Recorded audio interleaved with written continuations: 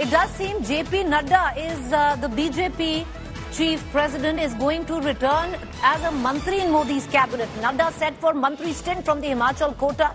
He was earlier health minister in the first Modi cabinet and then assumed the responsibility of the president of the BJP. His tenure with the BJP ends end of month. But Poulomi, I want to bring you in. If JP Nadda comes in as a cabinet minister, earlier on speculation was that position could have been filled by Mr. Khattar. But it does seem even ML Khattar today is going to be taking oath as Modi's minister. What happens to the post of president then?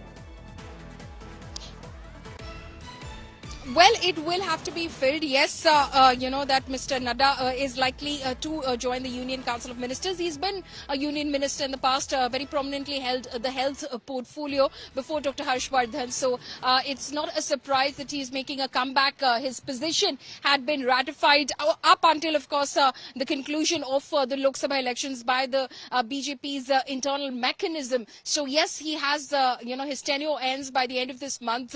You spoke about Manohar Lal Khattar. There was also the name of Shivraj Singh Chauhan that did the rounds as well, whether he could be, you know, made the next national president of the Bharatiya Janata Party. Now he's being inducted into the Union Council of Ministers as well. Could this pave the way for a comeback for Amit Shah as national president? A lot of speculation doing the rounds at the moment, but it's unclear because the names that have done the round in the past, let me just count that: Manohar Lal Khattar, Shivraj Singh Chauhan, Dharmendra Pradhan, Bhupendra Yadav, all are being inducted in the Union Council of Ministers. Poulomi, you bring up something which would, you know, once again in the realm of speculation. Is Amit Shah possibly maybe coming back? You know, of course, realm of speculation, coming back as party president. What happens to the Home Ministry then?